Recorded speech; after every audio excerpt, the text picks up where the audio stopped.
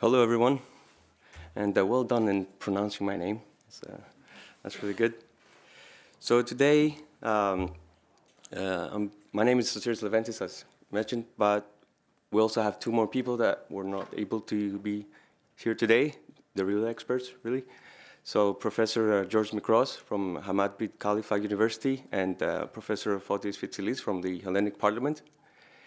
And we'd like to share today about how we augment LEOS by using semantic innovations for AI-driven legislative drafting. And the work really is motivated by a simple question. How can we help the way the EU creates laws that are transparent, interoperable, and open? So let's see if this works. There we go.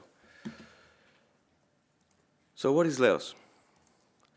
LEOS is an open source platform for legislation editing. It ensures the legal documents are created based on the right format, compliance, and structure. It's part of digital transformation of how legislative drafting can be done. It's already a very good foundation, but as with all good foundations, it can be built upon. For example, now, especially in this new AI era, we're all talking about things like automation, interoperability, features, integration, and it can be improved by using these technologies. So I'd like to mention here 3 challenges that legal drafters face currently. One is limited automation and AI support. So as we've already discussed in the keynote and through the questions, there are a lot of tasks that are recurring, they're manual, and take time. And most importantly, they can create risks. So there are ways that these can be built upon. The third one is fragmented semantic assets. What I mean by that is that we have all these already available vocabularies, ontologies, etc., that although they're available, they're not consistently integrated during the legislative drafting process. And the third one is multilingual drift. So it's very important. We have 24 official languages. So even a small a nuance, a word can really create even a legal ambiguity. So it's very important to design a system that keeps track of that and keeps it aligned and making sure they remain aligned in a legal and semantic manner. And that's where LEOS comes back into focus. It's a strong baseline for structure. It provides us with the discipline, the structure of how to do legal drafting. But in order to address these gaps here, the challenges, it needs to improve the verification process from verifying citations, alignment, and cross-system interoperability, actually integrating with external systems and bringing in the information that we want.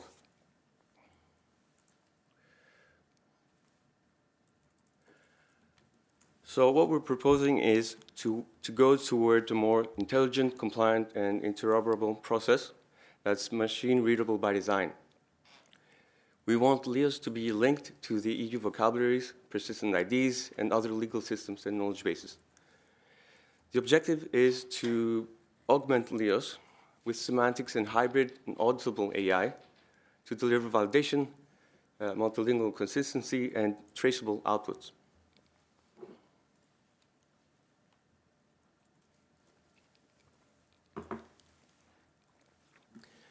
So, what do we mean by augmented LEOS?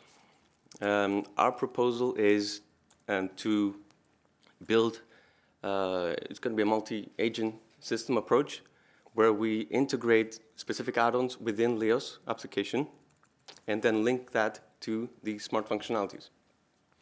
Smart functionalities such as verification and conformance, multilingual and terminology alignment, and also assisted drafting and change tracking by hybrid and audible AI, which I'll come back now to this. So what do we mean by hybrid AI? What kind of AI are we talking about? We want to use the best of all worlds, a bit bold, but the idea is to make best use of whatever we have available. So we keep rule-based legal analysis, which is rooted in legal traditions. We want the LLM to be able to assist us with suggestions and automation. We want to keep provenance and the human in the loop. So we want a human intervention in every step.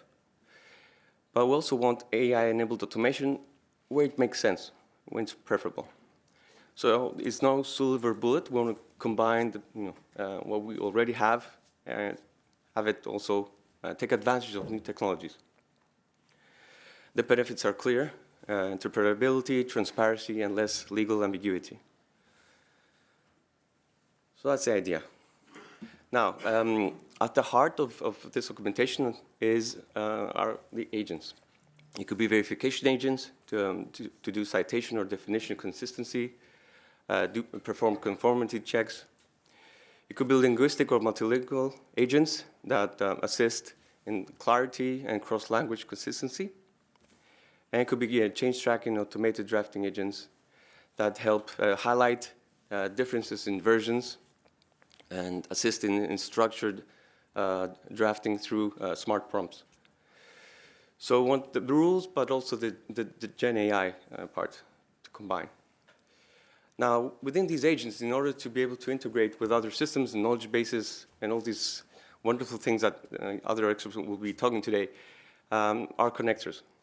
Think of them for those sort of going through the AI protocols. It's kind of the MCP tools and resources, sort of, whether it's calling an API, what they call tools, or connecting to data sources and retrieving information.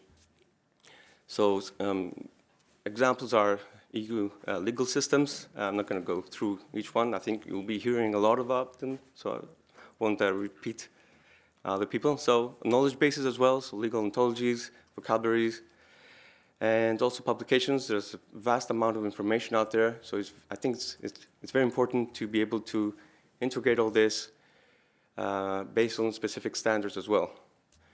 As the keynote speaker said, we don't want more standards, so we're going to be using what we already have. So when we're talking about the agents and the connectors, obviously the system architecture is something that is distributed, it's modular, and interoperable. Another very important thing that I've been discussing also with partners of mine is there's data that you don't want to share with models in the cloud. I mean, there are certain things that you cannot ask ChatGPT or provide. So it needs to be an architecture in the back end that can be deployed either in the cloud if you can, or on-prem. That's very important for data that is confidential and in multiple layers of how sensitive it is. Or it can be both. Some parts, because it's a multi-agent system, it can be certain agents in the cloud or on-prem. So don't be scared here. I'll just go through really quickly. The idea of this presentation is to be high level. I won't get into technical details. And there are quite a nice lineup of speakers going deep into each part of knowledge bases and models, etc. So on the top here, we have LEOS. And that is where the UX add-ons are going to be integrated. So embedded within the tool they already use. That's an important thing. And the way they work is that they communicate and they get all the functionality that these agents provide. Below is where the server is. This is where the agents live and operate. And like I said earlier, this can be on-prem, could be on the cloud. It doesn't matter really. Within the agents are where the connectors are. So you can actually customize agents, say, okay, I want to use this model for you. This is your system prompt. Here are your connectors. You can communicate with the systems or grab information from various data sources. And below is exactly that, the external systems and the data sources. So you can really mix and match and build your own AI team based on your use cases.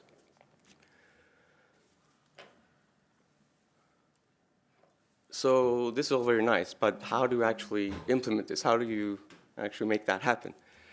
Obviously, the first step is to set up the framework, so the core components. So it's UX add-ons, the agents, and the connectors. The good news is that there are a few quick wins that you can deploy right away while the rest of the platform evolves and keep adding stuff. So one is term alignment, citation definition validation, and multilingual drift alerts. So there are quite a few use cases that you can deploy and implement to start getting some value. The next step is it's all about feedback and fine-tuning. So you need to build or use the right model and do proper dataset development. So build the system, get that feedback loop going.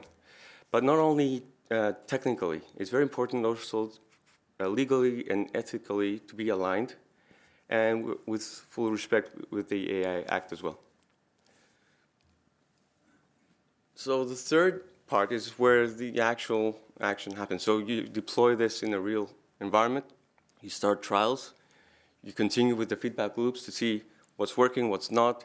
And it's also very important to have specific KPIs. Okay, is this working? Is this doing what we want it to do? How do we measure that? So there are various ways. Some of them are verification errors. You get less verification errors. You have a higher translation consistency between the languages, and also reduce time. It's faster to create a draft. And the next step there is to actually deploy it and maintain it. It's all very well to build a system, but you have to do it in a way that you have continuous deployment and maintaining that. So it's very important very important step. So I was quite quick actually. So hopefully, but conclusion, Augmented LEOS is helping with the next set of standards, semantic by design, interoperable, and machine-readable. It's a model for cross-border digital lawmaking, and it will help with the goal of European Union to create and use public sector data. And all that coming together with hybrid AI, which is modular, it can be embedded within the tools, in our case, LEOS, with agents and connectors that can be reused across and are based on already established or, well, cool standards coming our way. Yeah, thanks. Thanks for your attention. I'm happy to answer any questions or divert to the real experts that are not here today, if I can't.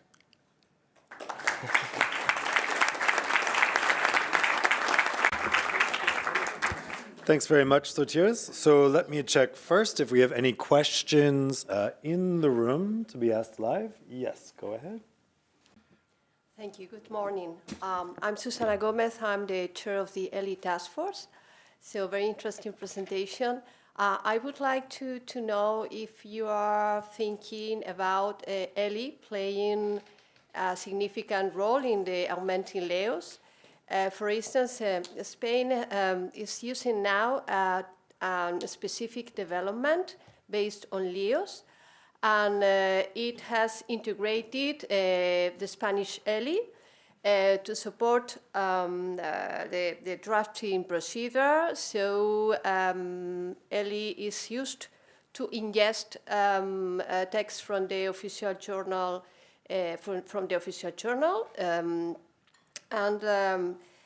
Even I was thinking about something further than just to use LE as a supporting tool, but a way to model the structure of the documents that are going to be released during the drafting process. So do you have any plan in this sense, or because we will be happy to support any initiative, of course, in that line, in that direction. Thank you. Yes, definitely. We see adoption of LEOS. Of course, there are always other editors, but LEOS is definitely something that we have in our radar to progress. And that is why we've been doing this work to see. So LEOS has integration layers that we can used, and we've been trying out some prototypes there, and also has the capability to embed using web technologies into its application itself. So yes, it is something that we're planning on based on initial feedback as well on use cases. Yeah. Okay, let me take one of the questions that's come in via.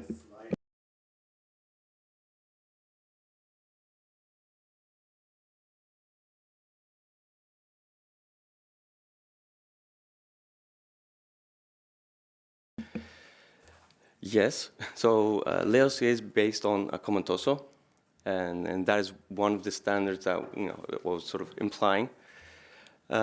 In regards to helping AI, I would say yes.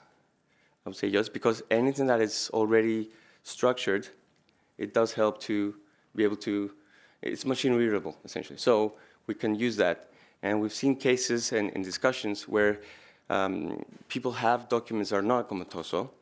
So what we did there is we sort of designed a system that loads those documents in LEOS and then saves them back natively, which is actually the result being a Komentoso. So it's good to have a reference point. So the team that created the Komentoso has been really deep diving early on this, so it's very well established and it helps. Yeah.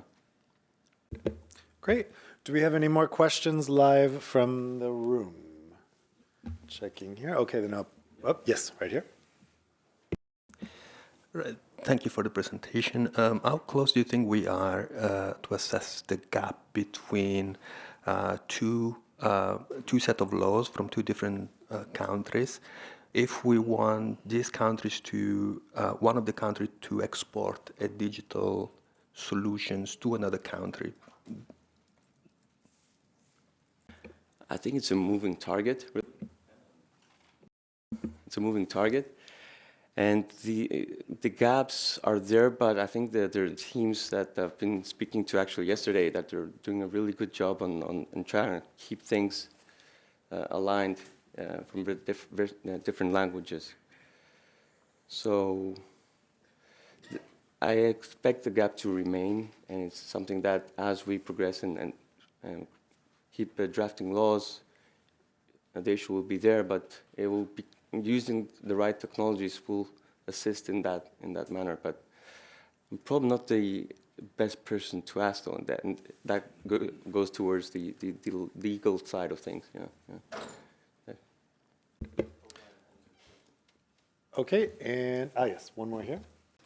Yeah, hi, I'm Oliver Johnson from Point Topic. You briefly mentioned MCP, I assume Model Context Protocol.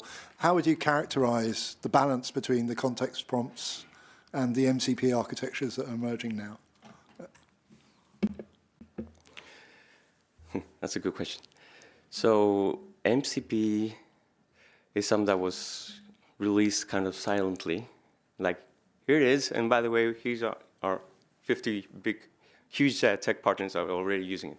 So any standard is good as long as adopted sufficiently, to say.